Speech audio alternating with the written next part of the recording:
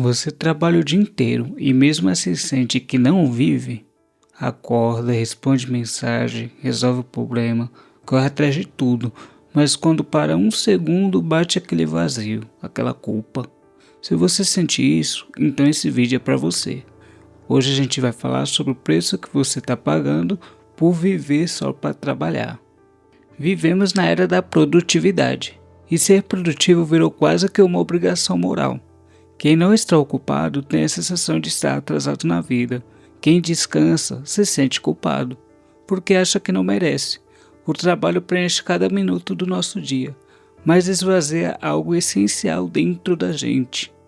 De acordo com o último grande mapeamento global de transtornos mentais, realizado pela OMS, o Brasil possui a população com maior prevalência de transtornos de ansiedade do mundo.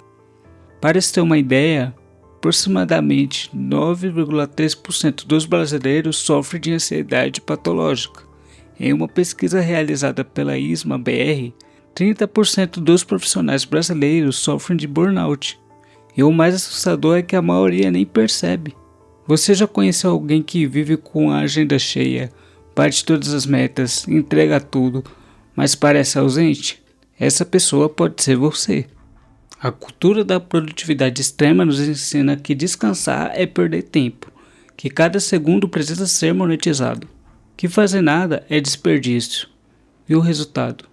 Gente que já acorda cansada, que responde e-mail enquanto almoça, que leva o notebook para o final de semana, que se sente culpada por tirar férias. A produtividade virou um tipo de dopamina tóxica. Quanto mais a gente produz, mais a gente precisa produzir, como se o valor da nossa existência estivesse em constante dívida, que a quantidade de tarefas que você realiza parece determinar o quanto você merece descanso, respeito e até amor.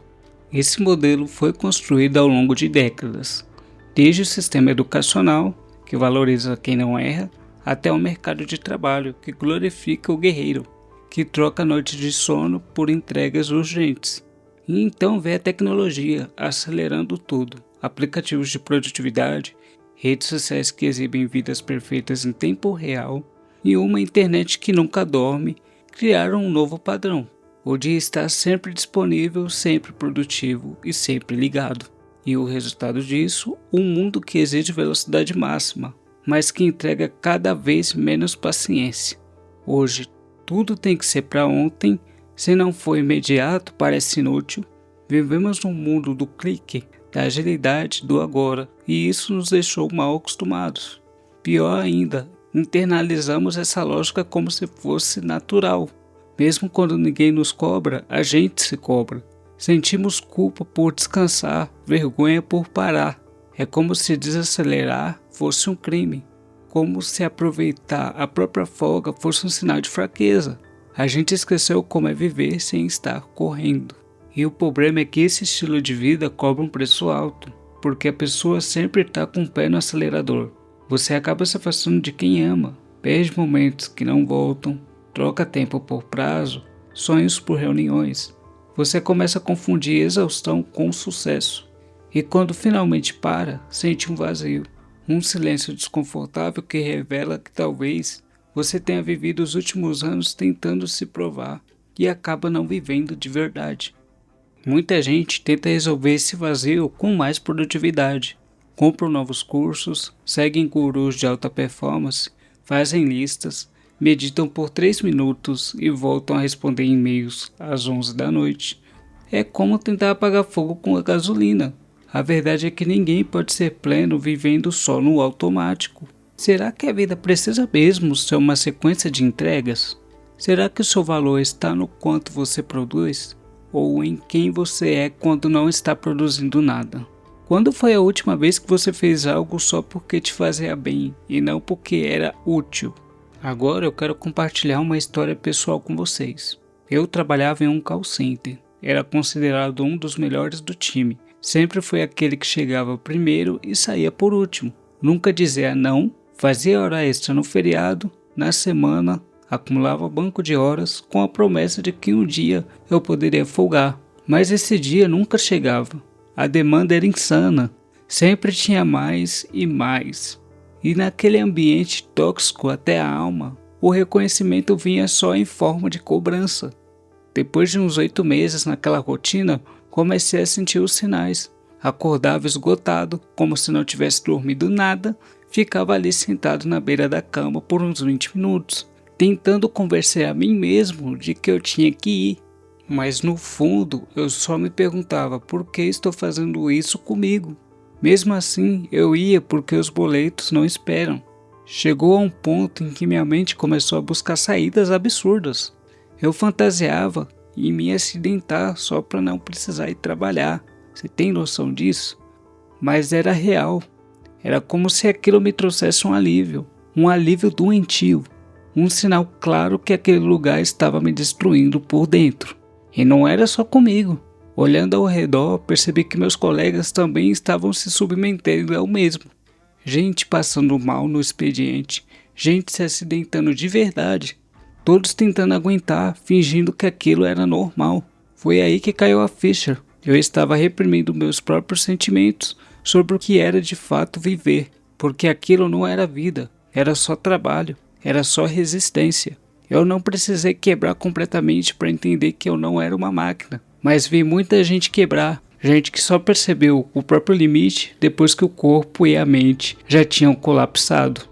Estar preso nesse ciclo é como correr uma esteira que nunca desliga. Você corre, mas não sai do lugar. E o pior, sente que se parar, tudo vai desmoronar, que o mundo vai te esquecer, que você vai ser substituído.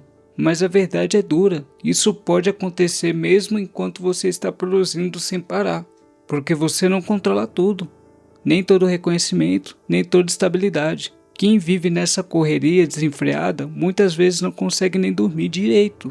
O corpo deita, mas a mente continua em alerta, processando listas, prazos, problemas, cenários. E é aí que muita gente cai numa armadilha perigosa. Começa a recorrer a remédio para conseguir dormir. Mas dentro de você existe uma parte que ainda resiste. Uma parte que grita por pausa, por silêncio, por sentido. Essa parte é a sua essência. E ela está pedindo para você escutá-la. A solução não é parar de trabalhar. É redefinir a sua relação com o trabalho. É aprender a colocar limites. É entender de verdade que descansar não é luxo, é sobrevivência.